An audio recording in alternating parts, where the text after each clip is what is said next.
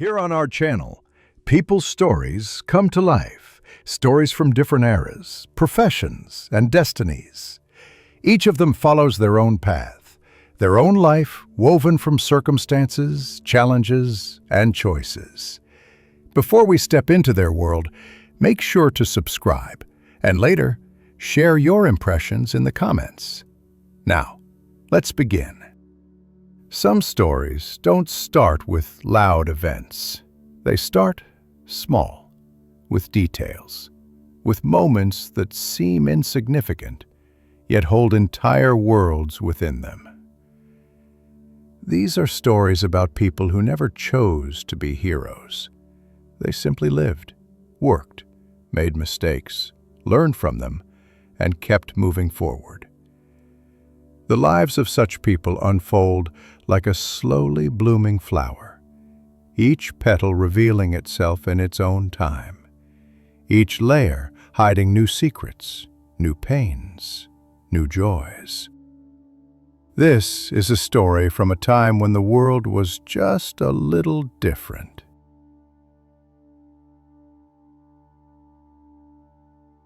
The child learned early that light could be captured, though no one had yet explained how.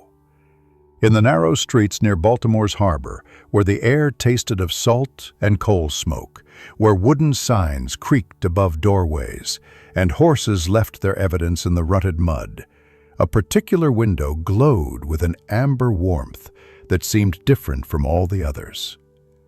The studio of Jonas Whitmore, daguerreotypist. The letters meant nothing to a child of 8, but the window meant everything. Inside that window, people sat very still, unnaturally still, as if they had been turned to stone by some quiet magic, waiting for release. And then, after long minutes, they would stand and stretch and laugh, and Whitmore would retreat to his chemical room with a silvered plate held carefully in both hands, and the mystery would deepen. The child's family lived 3 streets away, in rooms above a cobbler's shop, where the hammer's rhythm marked the hours more reliably than any clock. 5 siblings, a mother whose hands were never idle, a father who drove a freight wagon and came home each night smelling of leather and horse sweat and disappointment. There was no money for schooling, but there was enough for bread and sometimes butter, and on Sundays, if fortune smiled, a bit of pork to flavor the beans. It was an ordinary poverty, the kind that millions wore like a second skin, unremarkable and persistent. Work began early. Deliveries for the grocer, sweeping for the chandler, any task that might earn a few coins to add to the family's tin. But the route always passed Whitmore's window, and the pause always lengthened. And eventually, the old daguerreotypist noticed the small figure pressed against the glass like a moth drawn to flame. "You leave smudges," Whitmore said one autumn morning, his voice sharp as vinegar. "If you're going to stare, make yourself useful." The studio smelled of things that had no names yet.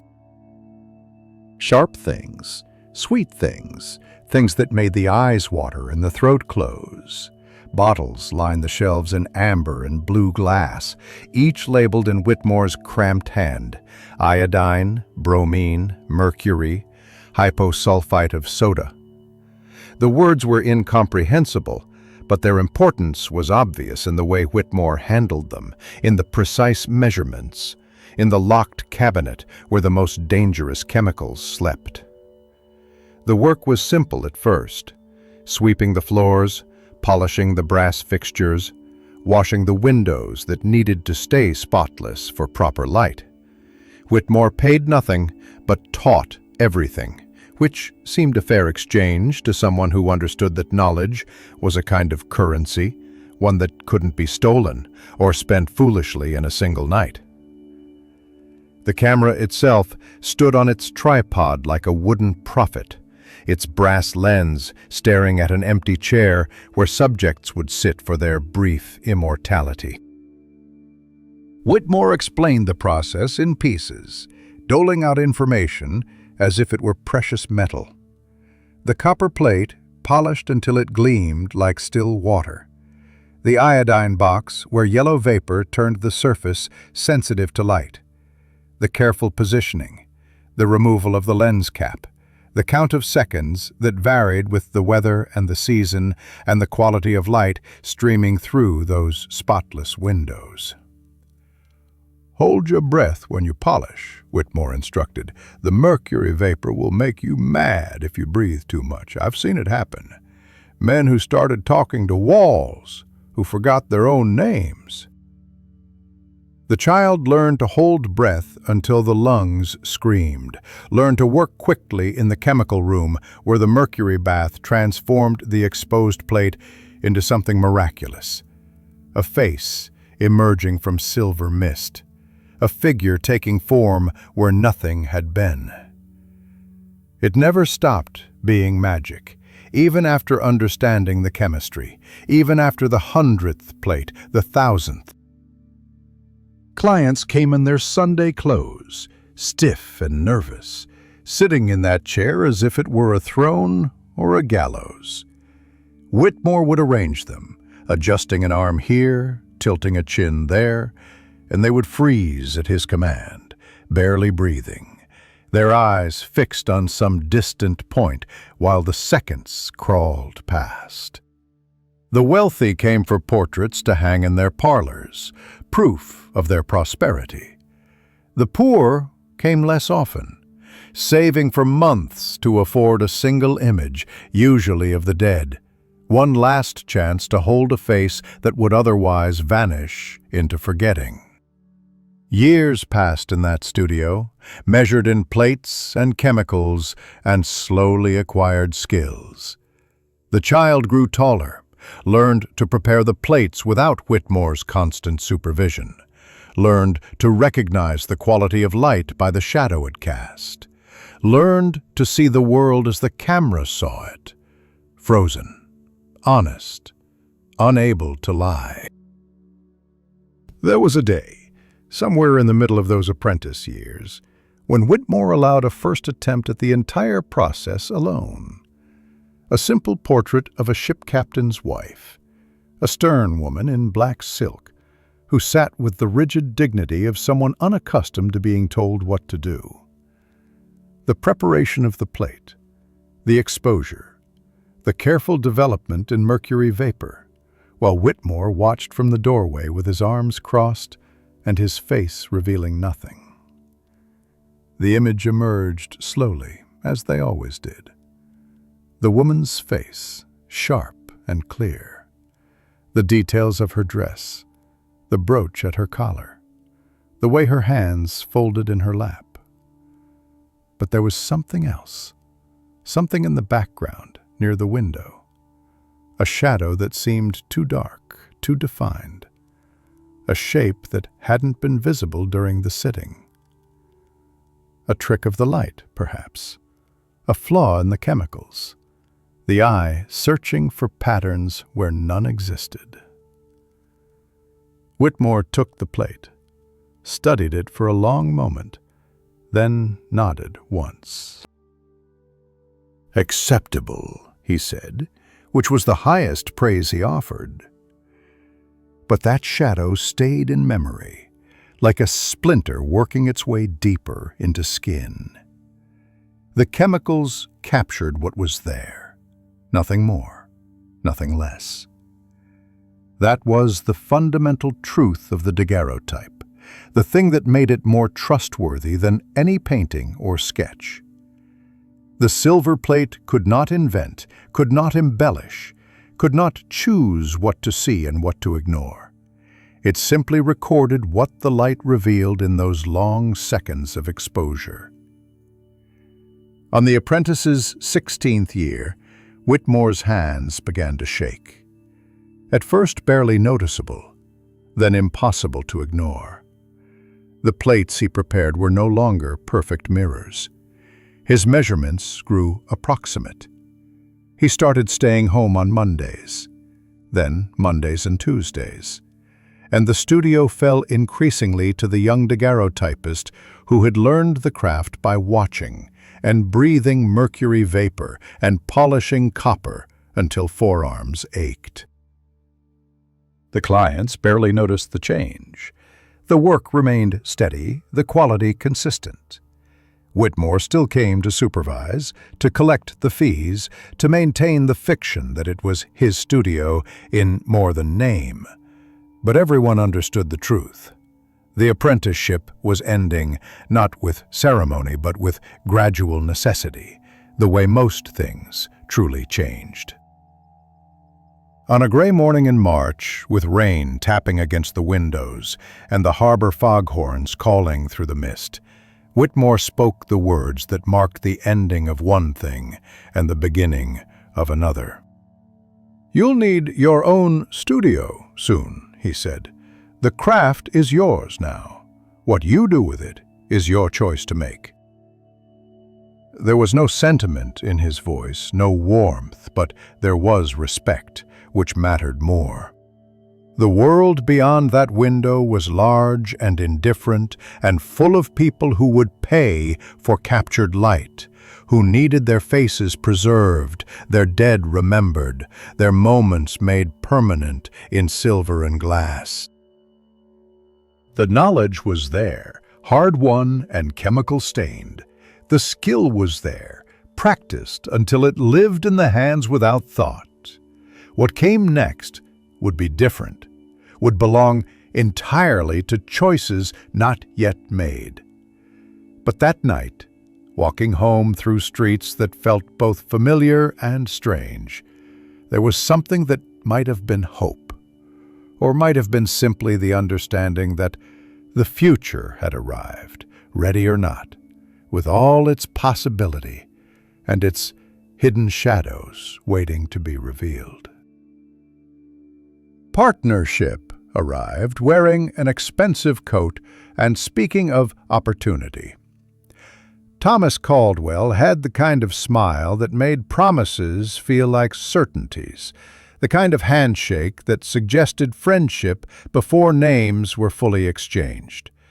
He found the young daguerreotypist in Whitmore's old studio, now operating under a modest sign that simply read "Portraits and Memorial Photography." And he brought with him the scent of tobacco and confidence and money that hadn't yet been spent. "You have skill," Caldwell said, examining the samples displayed on the walls. "But skill without capital is like a ship without sails. I have connections, clients who would pay handsomely for quality work. What you need is someone who understands how to navigate Baltimore's better circles." The proposal was simple. Caldwell would provide the funds for a larger studio in a better location, would bring in the wealthy clients, would handle all the business arrangements. The daguerreotypist would provide the craft, the artistry, the long hours in the chemical room. Profits would be split evenly. It was, Caldwell assured, an arrangement that would benefit both parties immensely. There should have been more questions. There should have been lawyers, contracts written in clear language, references checked with careful attention. But the room above the cobbler's shop was too small now, too familiar, and the dream of a real studio with proper equipment and space for an assistant was too bright to examine for cracks. The partnership was sealed with a handshake and signed papers that Caldwell brought already prepared. And if the young daguerreotypist understood only half the legal language, well, that was what trust was for. The new studio opened on Charles Street, where carriages passed regularly and the sidewalks stayed cleaner, and the neighbors didn't empty chamber pots from second-story windows. 3 rooms, a reception area with velvet chairs, a gallery with northern light, and a chemical room twice the size of the old one. Caldwell had spared no expense, which was easy when the expense came from loans taken against future earnings that hadn't yet materialized. The clients came because Caldwell knew everyone, or knew someone who knew everyone, and his charm opened doors that skill alone never could. Merchants wanting portraits for their offices. Families commissioning images of their children in elaborate dress. Young women preparing for marriage, sitting very still while their mothers watched anxiously from nearby chairs. The work was steady, demanding, profitable. Caldwell handled the money. That was the arrangement. He collected the fees, paid the bills, managed the accounts, and every week presented figures in a ledger that showed expenses high but revenue higher, profit existing but all was needed elsewhere. New equipment, advertising, business dinners that cultivated future clients. There was enough to pay for supplies and rent a small apartment closer to the studio. Enough to feel successful without quite feeling secure. The craft itself continued to evolve. Each plate was a fresh challenge, a negotiation with light and chemistry and human vanity. Some subjects sat naturally, their faces relaxing into expressions that revealed character. Others froze into masks of tension, unable to reconcile their self-image with the camera's indifferent honesty. The daguerreotypist learned to coax rather than command, to suggest rather than demand, to find the brief moment when pretense dropped and something true appeared. There was an incident in the second year.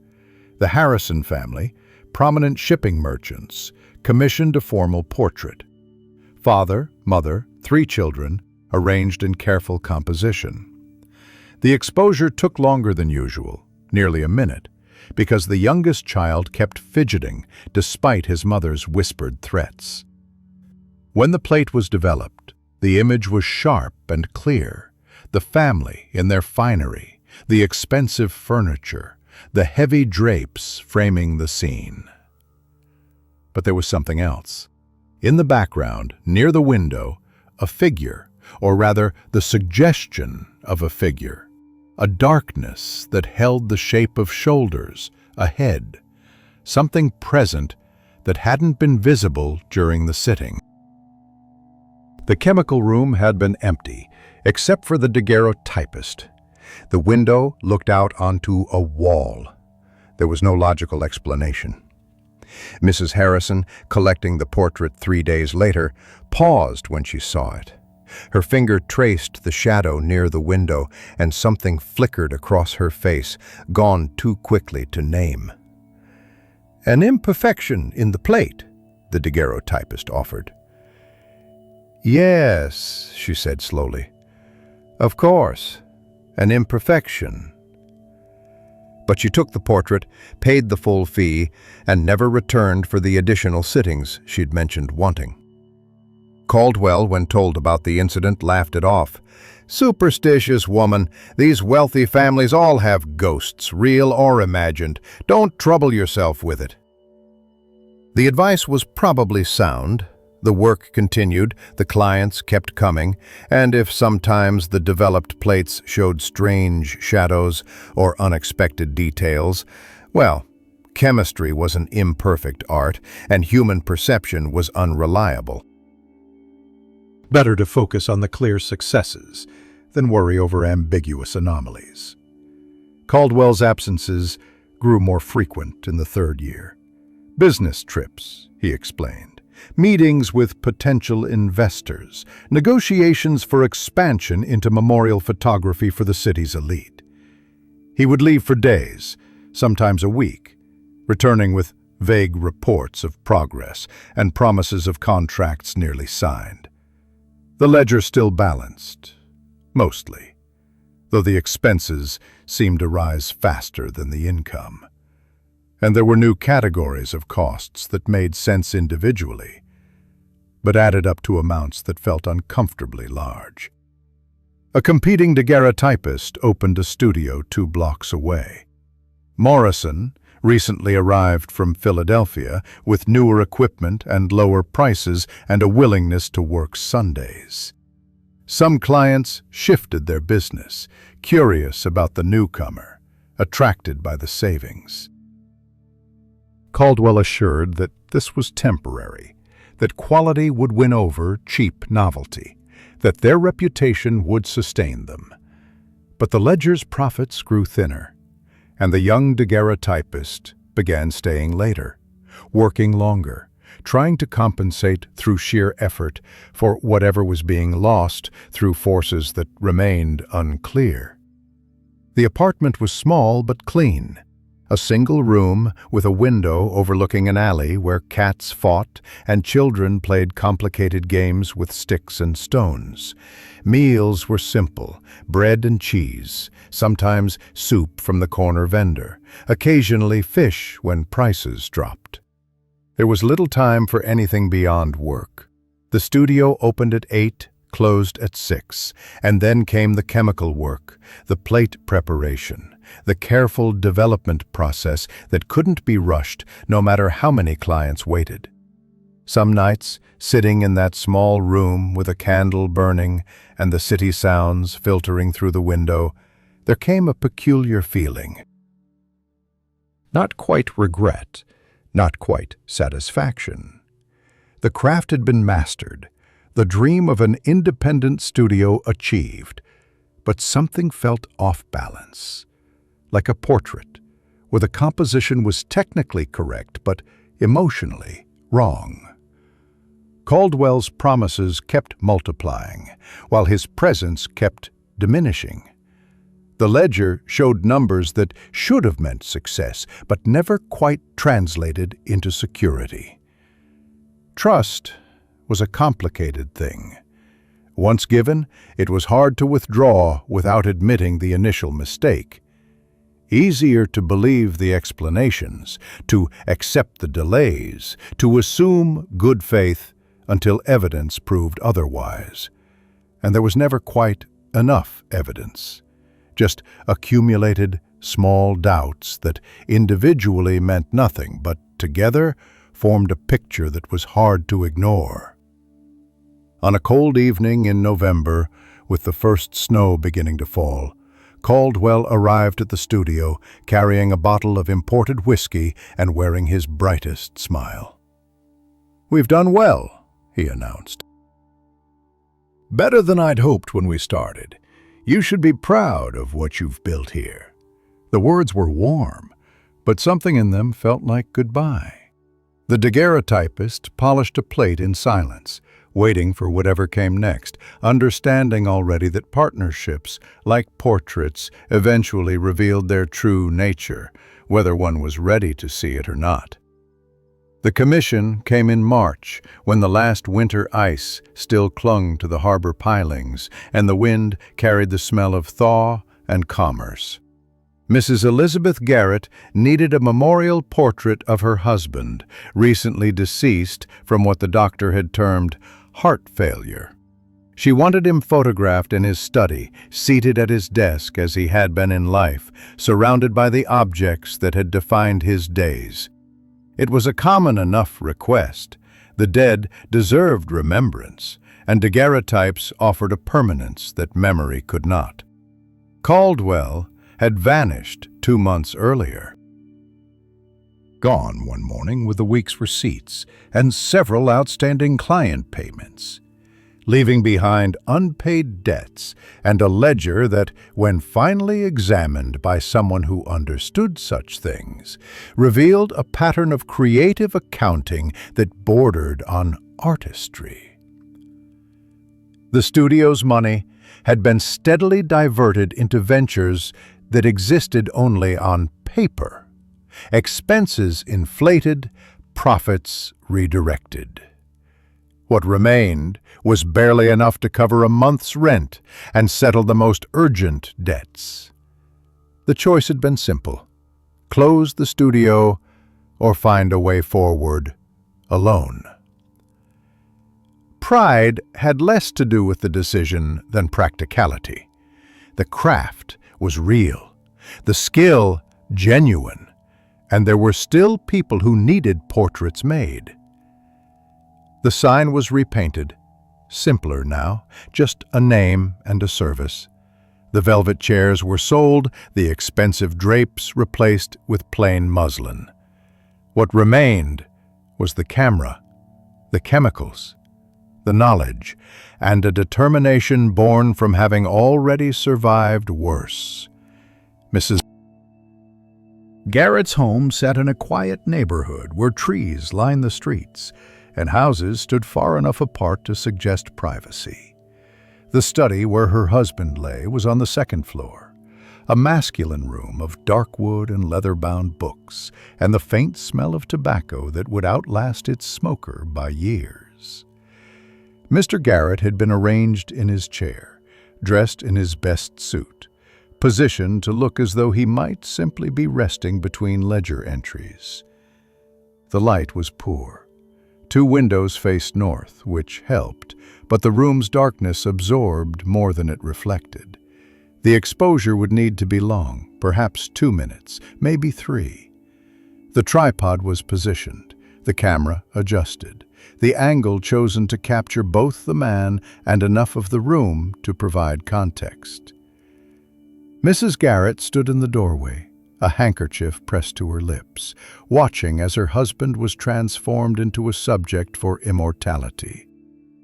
"He worked so hard," she said softly, "right until the end." The doctor said his heart simply gave out. The plate was prepared in a small washroom that Mrs. Garrett had cleared for the purpose. The familiar ritual of iodine vapor, the careful handling, the race against time before the sensitivity faded. Back to the study, the plate loaded, the lens cap removed, the seconds stretched. 1 minute. 2. The light barely changed, but the plate was drinking it in, capturing every detail that silver could hold.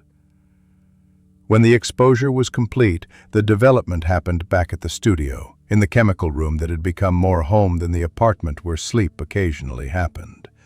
The mercury vapor warmed, the plate suspended above it, and slowly, as always, the image emerged from nothing. Mr. Garrett in his chair, dignified in death as presumably he'd been in life. The desk with its papers and inkwell, the bookshelf behind him. And something else.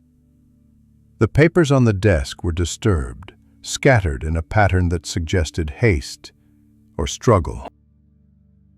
A dark stain on the carpet near the window, invisible to the eye in that dim room, but captured by the plate's long exposure and chemical honesty. And, in the corner, barely visible, a shadow that held weight, that suggested presence, though the room had been empty except for the corpse and the daguerreotypist. It could have been nothing. Tricks of light, stains from spilled ink, the way shadows pooled in corners when exposures ran long. But something about the pattern felt wrong, felt deliberate, felt like a story the room was trying to tell to anyone who would listen carefully enough. Mrs. Garrett came to collect the portrait 3 days later. She studied it in the gallery's northern light, her face unreadable, and her finger traced the scattered papers, the dark spot on the carpet that shouldn't have been dark. "Is something wrong with the plate?" she asked. "No." It captured what was there. She looked at it for a long time, and when she spoke again, her voice carried a different quality, something harder beneath the grief. "May I keep this for a few days before making payment? I'd like to examine it more carefully." The request was unusual, but not unreasonable. She left with the portrait wrapped in cloth, and the daguerreotypist returned to other work, other clients, the daily struggle to keep the studio solvent through skill alone. A week passed before Detective Samuel Morrison appeared at the studio door. He was a broad man with tired eyes and a coat that had seen better decades, and he carried Mrs. Garrett's portrait wrapped in the same cloth. "Mrs. Garrett brought this to the station," he said without preamble. "She had questions about her husband's death, questions that this photograph seemed to support." The story emerged in pieces. Mr. Garrett's business partner had visited the evening he died. There'd been an argument, loud enough for servants to hear through closed doors, about missing funds and disputed contracts. The partner had left, and an hour later Mr. Garrett was found dead at his desk. The doctor had been called, had pronounced heart failure, had signed the necessary documents. Everyone had accepted the obvious explanation. Except the photograph showed papers disturbed in a way that suggested someone had been searching through them. The stain on the carpet was positioned where someone might have stood, near enough to the desk to reach across it. And the servants, when questioned more carefully, remembered that Mr. Garrett's inkwell had been knocked over, though it sat upright when the body was discovered.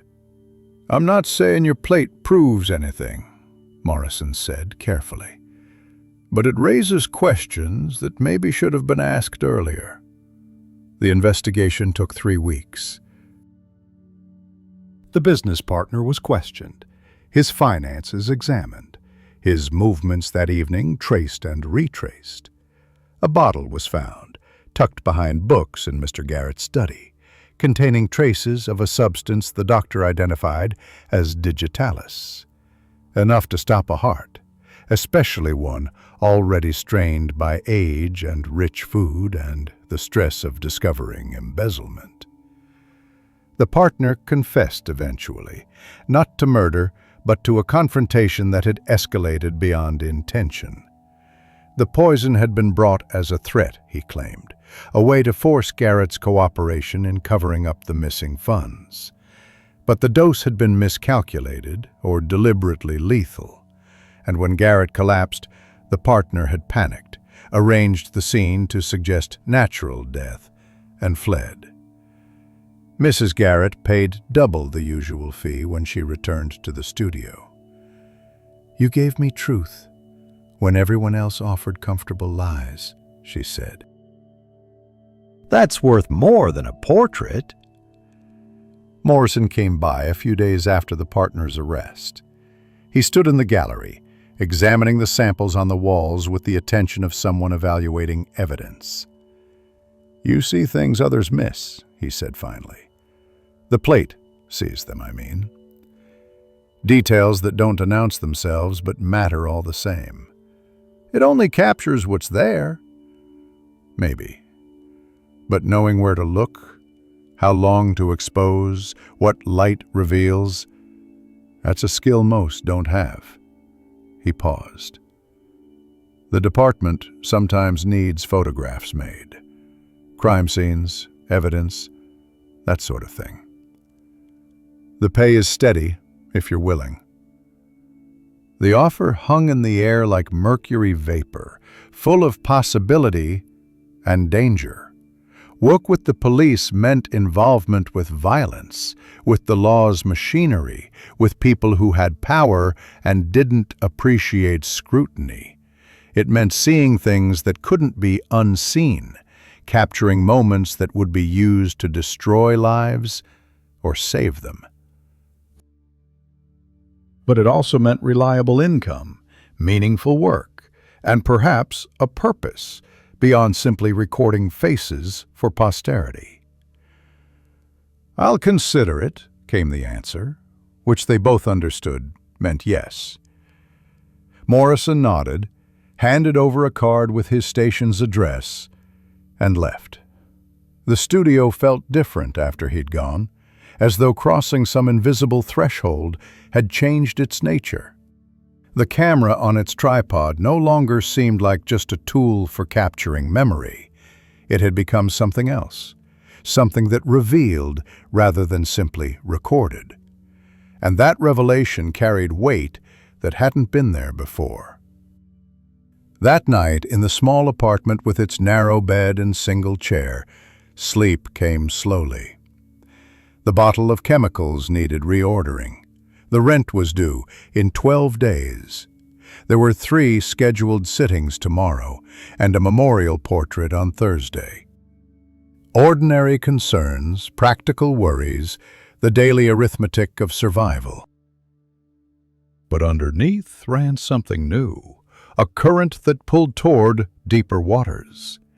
The plate had shone what the eye missed, and someone had listened, and justice had followed, however imperfect.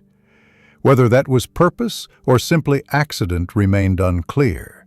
Either way, the future had shifted, and there was no retreating to simpler times, when portraits were just portraits and shadows were merely the absence of light. The factory fire had killed 3 workers, or so the official report claimed. An overturned lamp, oil-soaked floors, the kind of accident that happened when men worked too long by inadequate light. The building's owner had expressed appropriate regret, paid for pine coffins, and moved operations to a different warehouse within the week. Case closed, tragedy acknowledged, business resumed. Morrison wanted photographs of the burn site before the debris was cleared.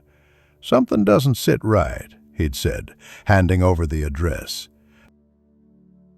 "The foreman says the lamp was nowhere near where the fire started. Says it spread too fast, too hot." The site still smelled of char and chemicals, the acrid tang that settled in the throat and wouldn't leave. Blackened timbers jutted like broken teeth. The roof collapsed inward. Water from the fire brigade's efforts pooled in corners, breeding mosquitoes. The daguerreotypist worked methodically, choosing angles that would show the burn patterns, the areas of most intense heat, the places where walls had failed. The exposures took longer than usual. The light was harsh, unforgiving, and getting the detail right meant patience and multiple plates. But when they were developed, the story they told contradicted the official version. The burn patterns radiated from 3 different points, not 1. The lamp, the foreman mentioned, sat on a shelf, scorched but intact, far from any ignition source. And in one plate, clear as scripture, a container that had held something flammable, deliberately placed, its shape preserved in the ash like a fossil. Morrison studied the plates for a full hour, then gathered them carefully. "The owner's been having labor troubles," he said. "Men wanting safer conditions, better pay. 3 of them were organizing a petition." The same 3 who died. The arrest came 2 weeks later. The owner's nephew, paid to start the fire when the factory was supposedly empty. Except the 3 workers had returned for tools they'd forgotten, and the nephew had panicked and barred the door from outside. Murder by pragmatism, by the casual mathematics that counted lives against profits and found lives cheaper. That case brought attention and complications. 2 more requests from Morrison, then 1 from another detective, then 3 in a single week. A clerk who disappeared from his boarding house, his room photographed to capture details the landlady couldn't articulate. A warehouse robbery, where the plate showed tool marks on a window frame, suggesting inside knowledge. A suspicious drowning, where the body, photographed before burial, displayed bruising inconsistent with the currents where it was found. The work required a different skill than portraits.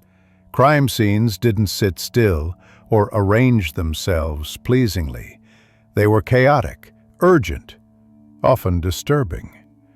The dead needed to be photographed with clinical precision, their injuries documented, their last moments preserved not for grieving families, but for courtroom evidence. It was necessary work, important work, but it accumulated in the mind like sediment in a river, building up layers that changed the flow of everything else. The studio needed help. Managing both criminal cases and regular portrait clients was unsustainable, and the quality would suffer if stretched too thin. The solution arrived unexpectedly, in the form of a man named Jack Henley, who'd spent 5 years in prison for theft and come out reformed, or at least pragmatic about future choices. Henley had been a pickpocket, good enough to make a living, but not good enough to avoid getting caught. Prison had taught him that his hands were better suited to legitimate work, and Morrison, who believed in second chances when they seemed genuine, had recommended him. "I can carry equipment, mix chemicals, keep the books honest," Henley said during his interview. "I know what dishonesty looks like from all angles, which means I can spot it coming." He was hired for a trial week that became a month that became permanent. Henley proved quick to learn, careful with the delicate plates, and possessed of a gallows humor that made the grimmer aspects of the work more bearable.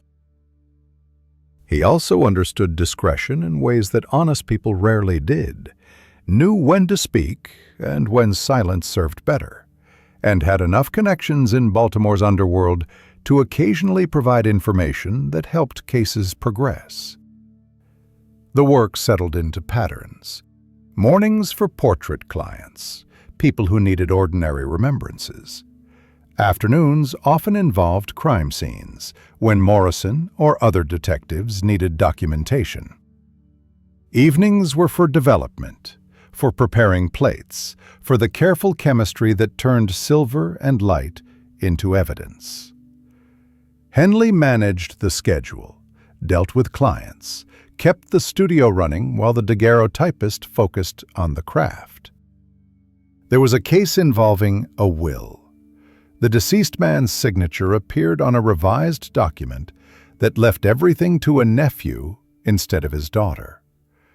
The nephew claimed it had been signed weeks before death. The daughter, suspicious, requested that her father's writing desk be photographed. The plate showed ink stains that hadn't fully dried, dust patterns disturbed recently, and a seal pressed imperfectly, suggesting forgery done in haste. The will was contested successfully, the nephew charged with fraud, and the daughter paid the studio's fee plus a generous bonus. Another case, a woman accused of poisoning her employer. The evidence seemed conclusive until photographs of the kitchen revealed medicine bottles whose labels, captured clearly by the plate's long exposure, showed prescriptions that could produce the same symptoms as poison. The woman's conviction was overturned, and she sent a letter of gratitude written in careful, unpracticed hand that got pinned to the studio wall where it stayed for years. But not every case ended with justice. A waterfront killing. 3 men found beaten to death in an alley, photographed with meticulous attention to wounds and weapon marks. The plates showed everything: the pattern of violence, the evidence of multiple attackers, the clear signs of organized brutality. But the men who'd done it had connections, money, lawyers who knew how to make evidence seem ambiguous. The case was closed without charges, the photographs filed away, and the victims buried in Potter's Field. That failure weighed differently than others. The plates had done their job, captured truth without flinching, but truth alone wasn't enough when power intervened. The realization brought sleepless nights, pacing in the small apartment, questioning whether the work mattered if its outcomes depended on forces beyond control. Henley noticed because noticing was part of his nature. "You did what you could," he said one evening, mixing developer in the chemical room. "The plates don't lie, but people do. That's not your failure." "Then whose is it?" "Everyone's." "No one's. The world's," he shrugged. "You document truth. What people do with it afterward, that's their conscience to wrestle, not yours." The philosophy was practical, but unsatisfying. Still, it provided enough structure to continue. More cases came because Morrison trusted the work, and his trust made others trust it too. A property dispute resolved by photographs showing property markers that hadn't been moved, despite claims otherwise. An insurance fraud exposed when fire damage patterns proved arson. A missing child found because a photograph of her neighborhood captured her reflection in a shop window, providing a direction for search parties. The studio gained reputation in split directions. To Baltimore's wealthy, it was known for quality portraits at fair prices. To the police and lawyers, it was known for photographs that held up in court, that couldn't be disputed, that showed what testimony often obscured. To criminals, it was known as a place to avoid, where a camera saw too much and remembered perfectly. Some clients stopped coming, uncomfortable with the association. Others came specifically because of it, wanting the same scrutiny applied to their concerns. A merchant, whose partner was stealing, hired the studio to photograph inventory records. A woman, suspecting her husband's infidelity, wanted documentation for divorce proceedings. A landlord needed proof of tenant damage for court claims. The work blurred lines between documentation and investigation, between craft and obligation. Each plate required decisions: what to capture, what angle served truth best, how long an exposure would reveal details without distorting them. The camera was neutral, but the hand positioning it wasn't. That responsibility grew heavier with practice, not lighter. Henley's presence made the burden more manageable. He handled clients with easy charm, explaining processes, managing expectations, collecting fees, and keeping books that finally made sense. His past gave him credibility with certain types of clients, people who dealt with law's wrong side and trusted reformed criminals more than the respectable. He brought in work the studio wouldn't have gotten otherwise. Cases from Baltimore's margins where official channels didn't reach. On a humid evening in August, with thunderstorms building over the bay, and the studio's windows open to catch any breeze, Henley asked a question he'd clearly been holding for weeks. "You ever wonder if we see too much? If maybe some things are better left in shadows?" The question deserved honest consideration. The plates revealed what darkness hid, what people wanted concealed, what comfortable fictions protected.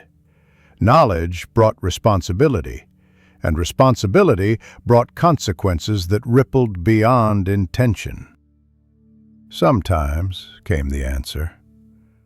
"But then I remember Mrs. Garrett, and those factory workers, and the woman accused of poisoning. Truth helped them.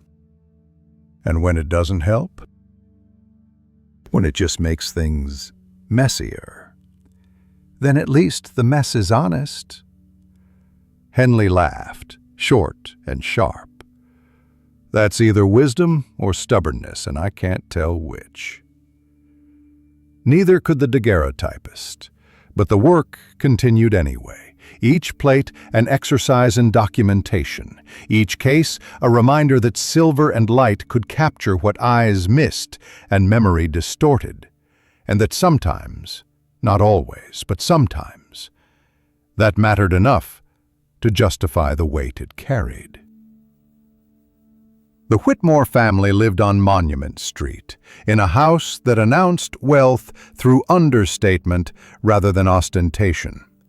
Their commission seemed routine, an anniversary portrait to commemorate 25 years of marriage. The fee they offered was generous enough to cover a month's rent and supplies, which made refusal impractical, regardless of any instincts suggesting otherwise. They gathered in their parlor on a Tuesday afternoon, when the light held that particular quality that made exposures manageable. Edmund Whitmore, the patriarch, owned 3 textile mills and sat on the city council. His wife Caroline wore pearls that caught the light like trapped stars. Their 2 sons stood behind them, proper and rigid in matching dark suits. The daughter was absent, away visiting relatives, Mrs. Whitmore explained, with a smile that didn't reach her eyes. The camera was positioned, the family arranged, adjustments made to composition and light. Mr. Whitmore kept checking his pocket watch, impatient with the process. The exposure took 90 seconds, everyone frozen in their assigned places, the parlor holding its breath, while silver captured their affluence. Afterward, while packing equipment, there was conversation. Mrs. Whitmore offered tea, which was declined politely. Mr. Whitmore mentioned that the photograph should be ready quickly. They had important guests coming for dinner next week. Everything normal, everything proceeding as such commissions usually did. The plate was developed that evening. The family appeared exactly as positioned, prosperous, united, the very image of Baltimore respectability. But behind them, in the corner near the window, something was wrong. A dark stain on the expensive carpet, barely visible during the sitting, but captured clearly by the plate's patient eye. And the light falling across a side table showed disturbance. Items moved recently, dust patterns interrupted, a deliberate arrangement that suggested concealment rather than decoration. It could have been nothing. A servant's spill cleaned imperfectly, furniture moved for the sitting and replaced carelessly, the kind of household imperfection that had no meaning beyond itself. Except something about the pattern felt familiar, reminded of other scenes where violence had been hurried into order, where rooms had been made to tell lies. Henley noticed the hesitation. Something wrong with the plate? Probably not. Maybe. I don't know. He studied it carefully, his eye trained by 5 years of learning how crime concealed itself. "That's blood," he said finally, pointing to the dark stain. "Old, but not that old. Week, maybe 2. And those items on the table, they're covering something. See how they're arranged? Nobody decorates like that, unless they're hiding a mark or a scratch." The question became what to do, with suspicion built on shadows and stains that might mean nothing. Delivering the portrait as commissioned would be simplest, safest, most professional. But the absent daughter kept nagging at attention, and Mrs. Whitmore's smile that hadn't matched her words, and the way Mr. Whitmore had kept checking his watch, as though time mattered more than usual. Morrison arrived at the studio the next morning before the decision had fully formed. He wasn't there about the Whitmore case, he didn't know about it yet, but rather a forgery ring operating in the Harbor District. But seeing the plate spread on the work table, he paused.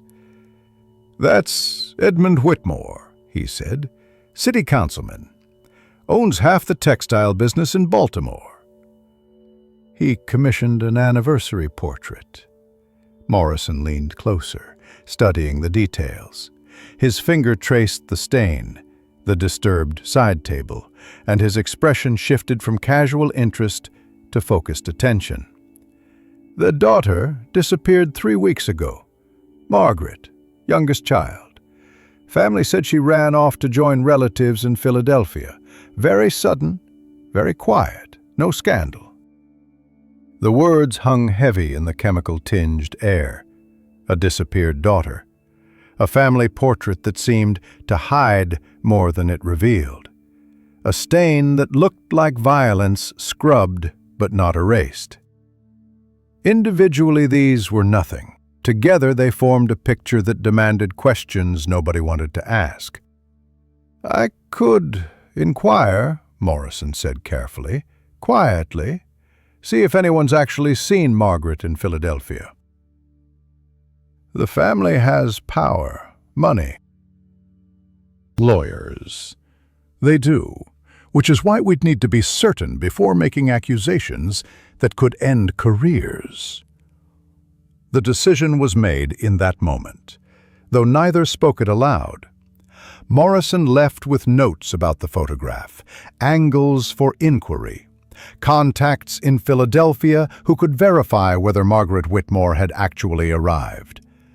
The studio's copy of the plate was locked away, and Mr. Whitmore's commission was delayed with apologies about chemical complications requiring a reshoot. The investigation took 8 days. Margaret had never arrived in Philadelphia. The relatives there hadn't expected her and were puzzled by inquiries. A housemaid, questioned separately from the family, admitted that Margaret had been unwell before her departure, that there'd been arguments, that Mr. Whitmore had been furious about something, though she hadn't heard the specifics. The doctor who'd attended the family hadn't seen Margaret, but had been called for Mrs. Whitmore's nerves around the time of the daughter's supposed departure. Morrison returned with a warrant. The search of the Whitmore home happened at dawn, before the city's influential families could be rallied to intervene. They found Margaret buried in the garden, beneath where tulips were being planted for spring. She'd been dead approximately 3 weeks, killed by blunt force trauma to the head. The coroner's examination suggested a single blow, probably during an altercation, followed by panic and concealment. The story emerged in pieces during the trial that followed. Margaret had been involved with an unsuitable man, a dock worker. She'd been pregnant, unmarried, refusing to give him up despite her father's fury. There'd been an argument in the parlor, voices raised, and Edmund Whitmore had struck his daughter with a heavy bookend. She'd fallen, hit her head on the side table, and died within minutes. The family had conspired to hide the body and create the fiction of Philadelphia, protecting their reputation, their position, their carefully constructed respectability. The photograph was entered as evidence. The stain, the disturbed furniture, the details that had seemed ambiguous in the parlor but spoke clearly on the silver plate. Defense lawyers argued it proved nothing, that shadows and smudges weren't testimony. But combined with other evidence, the missing daughter, the lies about Philadelphia, the grave in the garden, the plate became the thread that unraveled the family's fiction. Edmund Whitmore was convicted of manslaughter. His wife and sons as accessories. The house on Monument Street was sold to pay legal fees. The textile mills transferred to creditors. A family that had seemed untouchable was dismantled by truth that silver had captured and couldn't be talked away. The studio received threats after the trial, anonymous letters promising violence, retribution, ruin. Someone threw a brick through the gallery window one night, shattering glass and destroying 2 display portraits. Henley hired a man he knew from prison days to watch the building at night, and Morrison arranged for more frequent patrols past the studio. But the sense of security was gone, replaced by awareness that truth had consequences beyond the courtroom. Sleep became difficult. The apartment that had always felt small now felt exposed, its single door and window suddenly inadequate. Every footstep in the hallway carried threat. Every shadow held possibility of violence. The work continued because stopping would be surrender, but it continued under weight that hadn't been there before. Henley found the daguerreotypist awake at 3 a.m, sitting by the window with a lamp turned low, watching the empty street. "You should rest," he said. "I keep thinking about Margaret." How she died because her father cared more about reputation than her life. And now he's in prison because you cared more about truth than safety. Is that supposed to be comforting? Henley sat down, pulling out a cigarette and lighting it carefully. No, it's supposed to be honest. You made a choice, and it had costs. But that girl's death doesn't get hidden because you were too afraid to look at shadows. The words helped, slightly, though fear didn't respond well to philosophy. The threats continued for 2 weeks, then gradually diminished as attention shifted to other scandals, other concerns. The broken window was repaired, though the replacement glass never quite matched the original. The night watchman stayed on anyway, because prudence outlasted panic. Morrison stopped by with a bottle of whiskey and an uncharacteristic admission. "I've worked 20 years in this city," he said. "Seen plenty that made me question whether justice means anything. But what you did with that photograph, that matters. People like Whitmore think they're above consequences. Proving they're not, that's important work." The gratitude was genuine, but didn't erase the exhaustion, the awareness that each case brought exposure to people who preferred darkness, who had resources and motivation to punish light. The craft had become something more complicated than capturing faces or documenting evidence. It had become participation in struggle between what was hidden and what was revealed. And that struggle had teeth. Henley, with his practical wisdom earned in harder schools, offered perspective one evening while cleaning equipment. "Every job has risks. I risked prison picking pockets. Morrison risks getting shot chasing criminals. You risk making powerful people angry by showing what they'd rather hide. At least your risk serves something beyond yourself." Perhaps that was enough. Perhaps purpose justified danger, or at least made it bearable. The studio continued operating, taking both ordinary portraits and cases that required seeing past surfaces. The work accumulated meaning through repetition. Each plate another small assertion that truth mattered, even when acknowledging it carried cost. Outside, Baltimore moved through its days indifferent to individual struggles. Ships arrived and departed. Cargo was loaded and sold. Money changed hands. People were born and died, and left their marks on a world that would eventually forget them.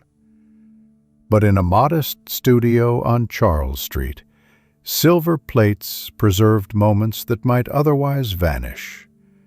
And sometimes, not always, but sometimes, Those preserved moments became leverage against forgetting, against comfortable lies, against the assumption that power meant immunity. That had to be enough, because nothing else was offered, and the alternative was closing the camera's eye and pretending that what couldn't be seen didn't exist. The winter following the Whitmore trial brought changes that felt like respite. Fewer criminal cases, more ordinary work, a return to the rhythms that had defined the studio before murder and evidence became daily concerns. Henley managed the schedule with care, accepting portrait commissions that paid reliably and declining cases that felt too dangerous or complex. The broken window had been fully replaced, the night watchman dismissed as unnecessary expense, and sleep came more easily than it had in months. The apartment was different now, too, relocated to rooms above a bakery where the morning smells of bread created the comforting illusion of domestic normalcy. 2 rooms instead of 1, with a proper kitchen corner and windows that faced east, catching dawn light that made waking less difficult. Small improvements accumulated into something approaching stability, the kind that had seemed impossible during the lean years after Caldwell's betrayal. Portrait work had its own satisfactions. A young couple preparing for marriage, nervous and eager, sitting close together while the camera captured the beginning of their shared story. An elderly woman wanting one final image before age erased her entirely, her dignity captured in the set of her shoulders and the clarity of her gaze. A merchant's family, prosperous and proud, their children arranged like valuable inventory around their parents. Each sitting was a negotiation between what subjects wanted seen and what the plate revealed regardless. People brought their vanity, their fears, their desperate hope that they were more than they suspected. The camera didn't judge, but it also didn't lie. And learning to balance those truths without cruelty was its own craft. There were smaller cases too, the kind that paid modestly but mattered to those involved. A property dispute, where photographs of fence lines settled arguments that had festered for years. An insurance claim or documentation of flood damage made the difference between payment and poverty. A will contested on grounds of the deceased's mental state, resolved by photographs showing their home's meticulous organization, suggesting clarity of mind until the end. Henley proved invaluable for these cases. His past had taught him how people lied, which meant he recognized truth when it appeared. He interviewed clients with casual skill, extracting relevant details while they thought they were just making conversation. His bookkeeping was immaculate. Every fee recorded, every expense justified, the ledgers telling stories as clear as any photograph. An apprentice arrived in March, a young man named Thomas, who had been working in a chemical supply shop and dreamed of learning daguerreotype. He was quick-fingered and careful, eager without being presumptuous, willing to do the tedious work of plate preparation and chemical mixing that consumed so much time.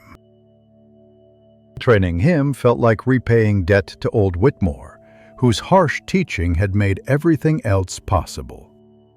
Thomas asked questions constantly. Why this exposure length and not that one? How did different lights affect the silver? What made one angle reveal truth while another concealed it?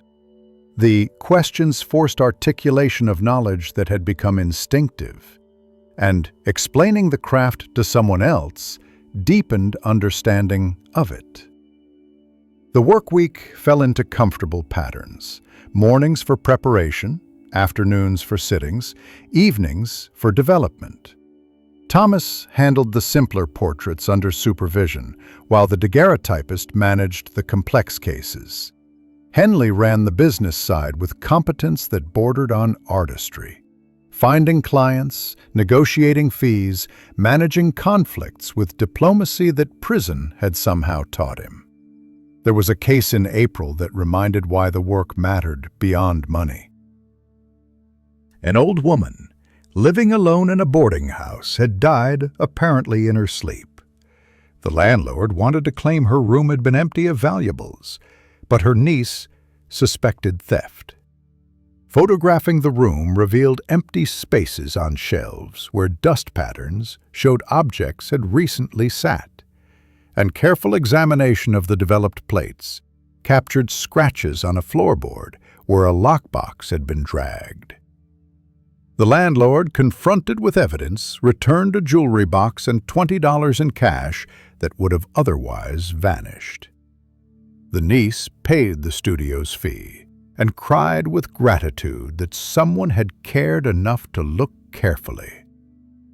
It was a small victory, hardly newsworthy, but it mattered to her, and therefore mattered enough. Morrison still visited occasionally, though less for cases than for conversation. He'd been promoted to senior detective, which meant more responsibility and less time for individual investigations. But he valued the studio's work, referred cases when they needed documentation, and sometimes just stopped by to drink coffee and complain about bureaucracy's endless frustrations. "You've built something good here," he said one afternoon, watching Thomas carefully prepare a plate. "Not just a business, but something that serves people properly. That's rarer than you'd think." The comment was appreciated but felt precarious. Success could be lost as easily as gained, and Baltimore's economy was unpredictable. The studio survived on reputation and skill, neither of which provided guarantees. But for now, this moment, things were stable, and stability felt almost luxurious after years of uncertainty. Summer brought heat that made the chemical room nearly unbearable. The mercury vapor seemed worse in humidity, and exposures took longer when subjects sweated visibly. Thomas struggled with the conditions, but learned to work through them, and Henley instituted a schedule that handled the most demanding work during cooler morning hours. There was an incident in July, minor but unsettling. A client became angry when his portrait revealed more baldness than he'd believed he possessed. He demanded the plate be destroyed and a new one made that showed him more favorably. The request was denied, politely but firmly, which led to shouting and threats of legal action that came to nothing. But the encounter was a reminder that truth wasn't always welcomed, even in contexts far removed from crime. Henley handled it with characteristic pragmatism.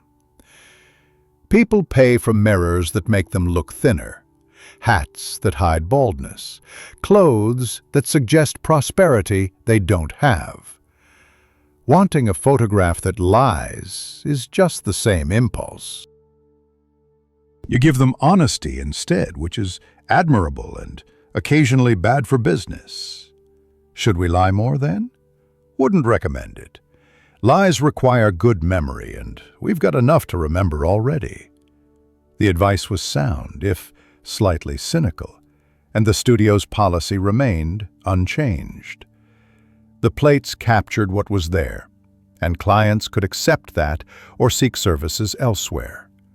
Most accepted, because something about the daguerreotype's unflinching honesty commanded respect even from those who wished it were more forgiving. An interesting case arrived in late summer. A newspaper editor wanted documentation of Baltimore's poorest neighborhoods for a series about urban poverty. The work would pay modestly, but offered exposure, and the satisfaction of documenting conditions that wealth preferred to ignore. The daguerreotypist agreed and spent 2 weeks photographing narrow alleys, crowded tenements, children working in conditions that should have shamed the city's conscience. The plates revealed humanity struggling in circumstances that prosperity claimed didn't exist. Families crowded into single rooms, children too thin, buildings crumbling from neglect. The daily grind of poverty made visible through Silver's patient observation.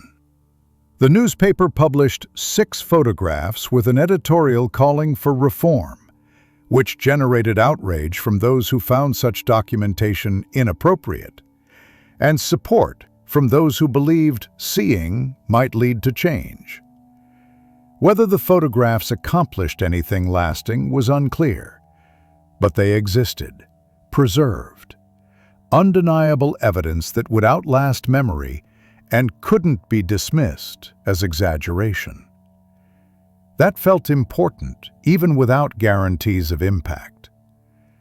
Thomas developed unexpected talent for memorial photography. He had a gentle manner with grieving families, a way of positioning the deceased with dignity, of capturing final images that provided comfort rather than adding to sorrow. Several families specifically requested his services after word spread, and gradually, that became his specialty within the studio. Henley's jokes grew worse with familiarity, but they served their purpose, providing levity when work grew heavy. His friendship had become essential, the kind earned through shared difficulty rather than easy circumstances. He understood the weight of choosing truth over comfort, having made similar choices that had cost him years, and that understanding required no explanation. On an evening in October, with autumn painting the city in amber light and the studio quiet after a long day, there came a moment of unexpected satisfaction. The shelves held samples of work spanning years, portraits and evidence, ordinary faces and extraordinary crimes, the accumulated documentation of Baltimore's life in all its complexity. The chemicals were fresh, the equipment maintained, the bills paid, the apprentice skilled, the business partner trustworthy. It wasn't triumph, wasn't success as defined by those who measured such things in mansions and carriages, but it was honest work, done well, livelihood earned through craft rather than deception, a modest place in the city's fabric that served purpose beyond mere survival. After years of uncertainty and struggle and carrying weight that sometimes felt unbearable, that was enough to feel like achievement. Outside, Baltimore continued its endless motion. Ships in the harbor, wagons in the streets, people pursuing their various dreams and desperations. Inside the studio, silver plates waited to capture whatever moments the next day would bring, ready to preserve truth with the patient indifference that made daguerreotypes more reliable than memory, more lasting than promises, more honest than the stories people told themselves about who they were and what mattered. The work would continue because the work was needed, and because doing it well provided meaning that transcended the daily arithmetic of rent and supplies and survival. That understanding had been earned slowly through mistakes and betrayals and cases that ended badly. But it had finally settled into something like conviction, and conviction made the difference between simply working and actually building something worth maintaining. Senator Harold Ashford's request arrived on official letterhead delivered by a servant in livery who waited for immediate confirmation. The senator wanted a family portrait for his campaign materials, something dignified that would appeal to voters. The commission came with a fee 3 times the usual rate and a date that couldn't be negotiated. The sitting had to happen within the week, before Ashford left for Washington. Henley studied the letter with the wariness that had kept him alive in prison. Senator. That means power, connections, people who don't like being told no. It's just a portrait. Nothing with these people is just anything. But the fee was substantial enough to cover 2 months of expenses, and refusing work from a senator would create complications of its own. The appointment was confirmed, scheduled for Thursday afternoon at Ashford's residence on Mount Vernon Place, where Baltimore's wealthiest families maintained addresses that suggested permanence and stability. The house was exactly what such a residence should be. Imposing without being garish, decorated with objects that announced taste and prosperity, staffed by servants who moved with the near invisibility that wealth demanded. Senator Ashford was a broad man with silver hair and the kind of smile that suggested warmth without actually providing it. His wife stood beside him, elegant in silk that probably cost more than the studio earned in a month. Their 3 children, ranging from adolescence to adulthood, arranged themselves as directed. The portrait took longer than expected. The senator kept adjusting positions, wanting different angles, concerned about shadows and backgrounds, and how each element would appear to constituents. His wife said little, but her expression suggested long practice at patient endurance. The children looked bored, which was honest enough that it almost redeemed the proceeding. When the exposure was finally made, 2 full minutes with everyone frozen in artificial warmth, there was relief all around. The daguerreotypist packed equipment, while Ashford discussed campaign strategy with an aide who'd been waiting in another room. Everything normal.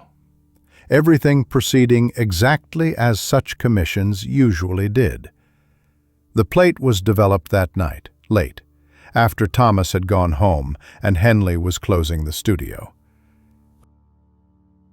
The senator's family appeared as positioned, prosperous, united, the very image of political reliability. But in the background, visible through a doorway into what appeared to be Ashford's study, something was wrong. Papers scattered on a desk in a pattern that suggested hasty concealment. And on the floor, partially visible, what looked like a trunk or case being dragged. The carpet disturbed, something clearly being moved in haste. Henley looked over the daguerreotypist's shoulder, studied the plate carefully, and swore quietly. You see it too, then?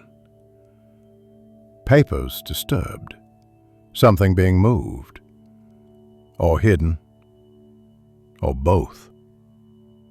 Henley was silent for a moment. There's been talk about Ashford. Rumors about a witness who was supposed to testify about campaign fund irregularities. Man disappeared 2 weeks ago. No body, no evidence, just gone. The words settled heavy in the chemical room's close air. A missing witness. A senator with power and motivation. A photograph that showed evidence of concealment. The pattern was familiar, had been seen before in other cases, other rooms where truth was being actively suppressed. Morrison needed to see the plate, that much was clear.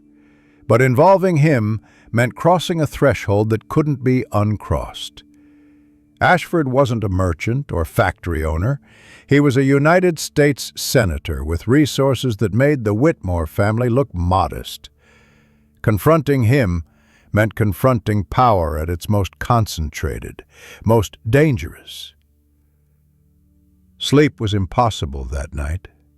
The apartment above the bakery felt less secure than it had hours earlier, the locks suddenly inadequate, the windows too accessible.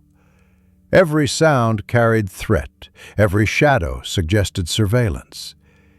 Fear had a metallic taste that sat in the mouth like mercury vapor, and logic offered no comfort against imagination's worst scenarios. But morning came anyway, as mornings do, and with it came decision born from exhaustion and obligation and the understanding that some things couldn't be unseen once silver had captured them. Morrison was contacted through careful channels, asked to come to the studio privately, without announcement or official presence. He arrived at midday, studied the plate for a full 10 minutes without speaking, and finally said what they were all thinking. This could be nothing. Ashford might have been cleaning his study, moving legitimate items, and the papers could have been disturbed by a window draft. Could be, Henley agreed. Or it could be evidence of him hiding something connected to a missing man who was about to expose his corruption. Morrison rubbed his face with both hands, the gesture of someone calculating odds and finding them all unfavorable. If we pursue this and we're wrong, careers end. Mine, yours, probably half the police departments. Ashford has friends everywhere, including among people who decide who keeps their positions. And if we're right and do nothing? The question hung unanswered, because everyone knew the answer. A man would stay disappeared, a crime would go unpunished, and the photographs would have documented truth that was then deliberately ignored. The decision took 3 days. Morrison consulted colleagues he trusted, people who understood the stakes and weren't easily intimidated. The daguerreotypist made copies of the plate, careful duplicates that were distributed to different people in different locations, insurance against the original being destroyed or disappearing. Henley made arrangements of his own, people from his past life who could be trusted to hold information and release it if certain conditions were met. When they finally approached Ashford, it was done carefully. Morrison and 2 other senior detectives, armed with a photograph and questions about the missing witness and a warrant to search the study that had required calling in every favor Morrison had accumulated over 20 years. The daguerreotypist and Henley waited at the studio, aware that whatever happened next would define everything that followed. The search took 6 hours. Ashford's lawyers arrived within minutes, threatening lawsuits and careers and speaking loudly about police overreach and political persecution. But the warrant was solid, properly obtained, and Morrison knew how to conduct searches that would hold up in court. They found correspondence in a locked drawer, letters discussing the witness and the need to handle the situation permanently. They found financial records showing payments to men known for violence, amounts that suggested services rendered rather than legitimate business. And they found, hidden behind books in that same study, a watch that belonged to the missing witness. Its inscription, clear evidence of ownership. Ashford was arrested the following morning. His lawyers immediately began constructing defenses, claiming planted evidence and political conspiracy. But the photograph existed. Undeniable documentation made before anyone suspected wrongdoing. Combined with the letters, the financial records, and the watch, it painted a picture that even expensive lawyers couldn't completely obscure. The witness's body was found a week later, buried in woods outside the city. The coroner confirmed murder.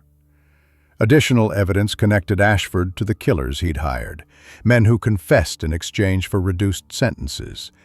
And the senator's carefully constructed facade crumbled under weight of documentation that couldn't be argued away. The trial lasted 3 months. The photograph was entered as evidence, though its importance was debated endlessly by lawyers on both sides. Defense argued it showed nothing conclusive, that disturbed papers and moved objects proved nothing about murder. Prosecution argued it was the thread that had unraveled the conspiracy, the first indication that something was being hidden. Ashford was convicted of conspiracy to commit murder, sentenced to 20 years in prison, his political career destroyed, his family's reputation shattered. It was justice, of a sort, though imperfect and achieved at considerable cost. The studio received threats that made previous intimidation seem gentle, letters promising death, violence described in disturbing detail, warnings that reached Thomas and Henley and even Morrison. Police protection was arranged, but protection only went so far when enemies had resources and patience. The broken window was replaced with bars. The door got a new lock and reinforced frame. The night watchman returned, armed this time. Sleep became rare again, interrupted by sounds that might be threats or might be wind. The weight of choosing truth over safety had never felt heavier, and there were moments, late at night, alone with fear, when regret seemed justified. Ashford's crimes were punished, but the cost of that punishment was carried by people who'd simply done what seemed right. Morrison tried to provide reassurance. The threats will fade. They always do. People have short attention spans, and new scandals will replace this one soon enough. He was probably right, but probably wasn't certainty, and uncertainty was its own kind of torture. Henley stopped making jokes, his expression carrying a guardedness that suggested he was calculating escape routes and contingencies. Thomas asked whether he should find other employment, somewhere safer, and the answer was that he should do whatever felt right. No judgment either way. But Thomas stayed, and Henley stayed, and the work continued, because stopping would be admitting that power could silence truth through intimidation. The plates kept capturing what light revealed, and clients kept coming, and Baltimore kept moving through its rhythms with the indifference that cities show toward individual struggles. An editor at the newspaper that had published the poverty photographs wrote an editorial about the Ashford case, calling the studio's work essential to justice, praising the courage required to confront powerful corruption. It was kind, probably sincere, and utterly useless as protection against the kind of threats that arrived in dark envelopes with no return address. On a cold evening in January, with snow falling silent against the studio windows, Henley spoke the truth that had been obvious but unacknowledged. "We did the right thing. I believe that. But the right thing nearly got us killed, and might still." That's worth remembering, next time righteousness seems appealing. The words were bitter but earned. Justice had been served, corruption exposed, a killer imprisoned. But those victories came with costs, measured in sleepless nights, broken windows, fear that settled into bones and wouldn't leave. The balance sheet didn't favor simple morality, and that was a lesson that couldn't be unlearned. Yet the camera still stood on its tripod, ready for tomorrow's work. And the chemicals still waited in their bottles, and the craft still demanded daily attention, regardless of larger consequences.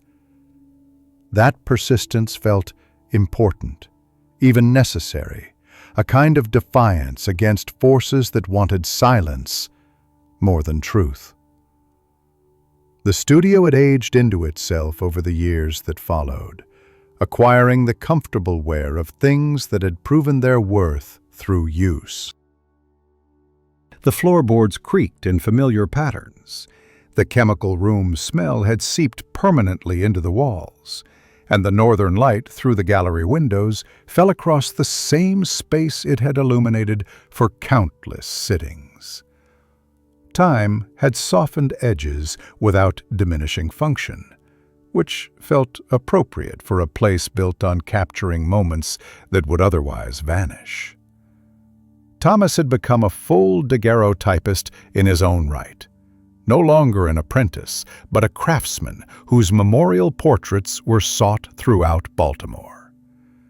His gentle manner with grief had developed into something approaching artistry, the ability to preserve final images that honored the dead without sentimentalizing them. He'd taken over most of that work, freeing time for other commissions, and the studio's reputation had grown to encompass both technical skill and uncommon compassion. Henley had never fully returned to his old humor after the Ashford case, but he'd found a different kind of contentment in managing the business. His ledgers were immaculate, his client relationships carefully cultivated, and his past had become an asset rather than liability. People trusted reformed criminals in ways they never trusted those who claimed never to have fallen. And that trust translated into steady work from Baltimore's complicated middle territories, where respectability and survival intersected. The threats from the Ashford affair had faded as Morrison predicted, replaced by new scandals and different outrages. The bars came off the windows eventually, though the reinforced door remained. The night watchman was dismissed again, this time permanently, when it became clear that revenge was more imagined than imminent. Fear diminished slowly, the way most fears do, when nothing terrible actually materializes, until it was just memory, rather than daily companion. Criminal cases came less frequently now, by design rather than accident. Morrison had retired 2 years earlier, and his replacement lacked the same trust or understanding of what photographs could reveal. Other detectives still occasionally requested services, but the work had shifted back toward its original purpose: documentation of ordinary lives, preservation of faces and moments for people who wanted remembrance without complications. There was satisfaction in that return to simplicity.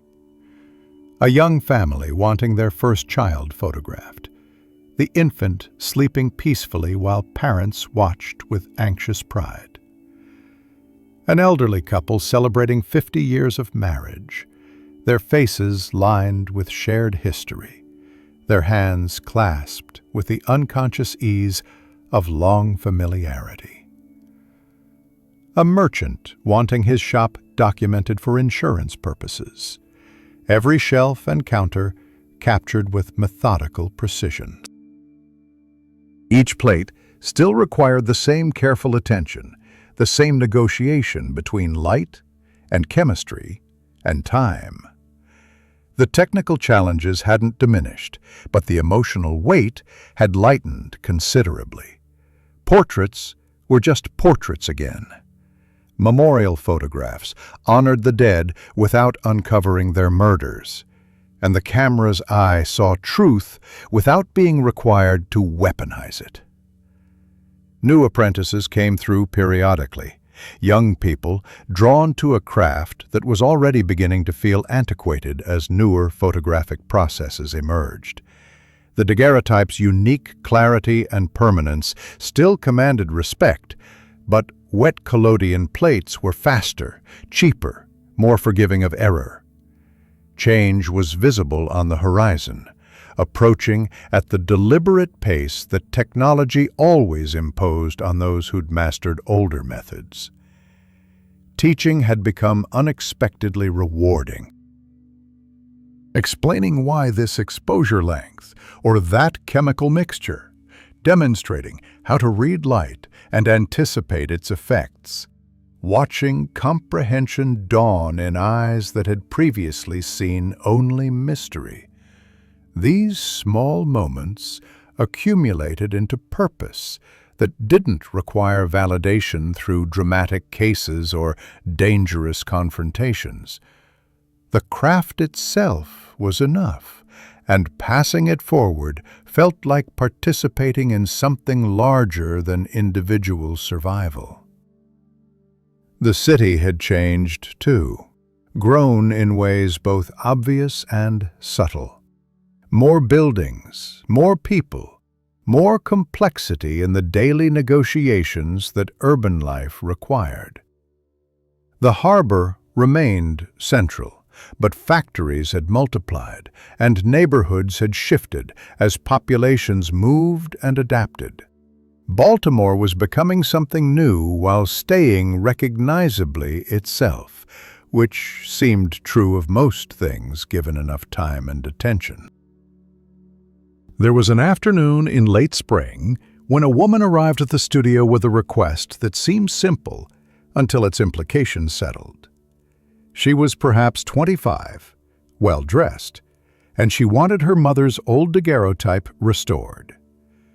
The plate had been damaged, the silver tarnished, the image barely visible. Could anything be done to bring it back? The plate was examined carefully. The damage was extensive, but not irreversible, the result of poor storage rather than fundamental flaw. With patient work, careful repolishing, and techniques learned through decades of practice, the image could be recovered. Not perfectly, the plate would always carry scars, but enough to restore recognition, to bring a face back from near oblivion. The work took 3 weeks, hours of meticulous attention in the chemical room, testing and adjusting, until the woman's face emerged again from silver fog. She'd been young in the portrait, full of the particular intensity that people brought to early daguerreotypes, when sitting for a photograph was still rare enough to feel momentous. The restored plate showed her clearly, a woman whose life had been preserved in silver, whose face would now outlast anyone who'd known her personally. The daughter wept when she saw it, touched the surface with reverent fingers, and spoke through tears about how memory had been fading, how her mother's face had been growing indistinct despite desperate effort to hold it clear. The photograph had given that face back, made it permanent again, and the gratitude she expressed transcended any reasonable fee. That case reminded why the work mattered beyond crime and justice and dramatic confrontations with power. People needed to remember and be remembered, needed evidence that they'd existed, that their faces and lives had substance worth preserving. The daguerreotype provided that evidence with uncompromising honesty. And that honesty was its own kind of service. Morrison visited occasionally, no longer for business, but for coffee and conversation that ranged across decades of shared experience. He'd grown older, his hair fully white now, his movements slower but still purposeful. Retirement suited him, he claimed, though he clearly missed the work, the sense of purpose that came from pursuing truth through Baltimore's complicated streets. "You built something that lasts," he said during one of these visits, gesturing around the studio. "Not just the business, but a reputation for integrity. That's rarer than skill and more valuable. The comment was appreciated, though integrity felt less like achievement than simply doing work honestly and accepting consequences. The Garrett case, the Whitmore trial, the Ashford investigation, these had been choices made moment by moment, without grand strategy or certain outcome. They'd accumulated into something that looked like integrity from outside, but from inside had felt more like stumbling forward and hoping the footing held. A journalist came to interview about the early days of daguerreotype in Baltimore, wanting stories about how the technology had changed the city. The conversation ranged across technical details and memorable cases, though the most dramatic ones were elided or simplified, their complexities unsuitable for public consumption.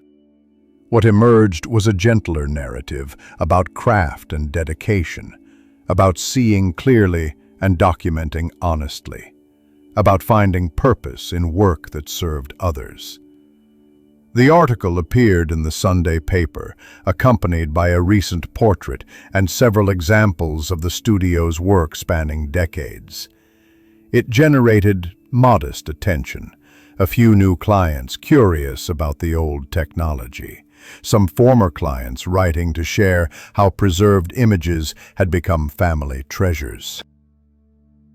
The recognition was pleasant without being transformative, which felt appropriate for work that had always been more about steady service than spectacular achievement. Henley's health began declining that fall. Nothing dramatic, but a gradual diminishment that suggested age catching up with hard living. He moved more carefully, tired more easily, and spoke occasionally about a nephew in Philadelphia who kept inviting him to retire there. The prospect of losing his partnership was difficult to contemplate, but friendship meant respecting his choices, even when they created inconvenience. They sat together one evening in the studio after hours, the city sounds filtering through windows, lamplight casting familiar shadows across walls that held decades of accumulated work. "You taught me something I didn't learn in prison," Henley said. "That honesty isn't just about not lying. It's about doing work that matches what you claim it is. You said these photographs show truth, and they do." That consistency matters. The words were perhaps the most philosophical Henley had ever offered, and they settled into silence that felt companionable rather than awkward. Outside, Baltimore continued its endless motion, but inside the studio, time moved differently, measured in exposures and chemical reactions, and accumulated experience that defied simple summary. The craft would continue, would evolve, or be replaced by newer methods. But something essential would persist: the human need to be seen clearly, to have moments preserved, to leave evidence of having existed. The daguerreotype had served that need for decades, and whatever technology followed would serve it differently, but toward the same fundamental purpose. Looking around the studio, at Thomas working in the chemical room, at Henley's careful ledgers, at walls that held samples of work spanning a lifetime, there came understanding that this had been enough. Not perfect, not without costs and compromises and moments of doubt, but enough. The craft had been learned and taught. Truth had been documented when it mattered, and ordinary lives had been preserved with care and dignity. The future would bring changes, new technologies, different challenges, the inevitable replacement of familiar methods with approaches not yet imagined. But for now, this moment, the studio stood as it was, ready for tomorrow's light and whatever subjects it would bring. That readiness felt like achievement, or at least like honest conclusion to work that had begun in a child's fascination with captured time and accumulated into something approaching wisdom. The silver plates waited in their careful storage, holding faces and moments that would outlast memory, silent testimony that truth could be preserved, that seeing clearly mattered, and that even modest lives, honestly documented, contributed to the larger story of how people struggled and survived, and occasionally found meaning in simply doing their work well.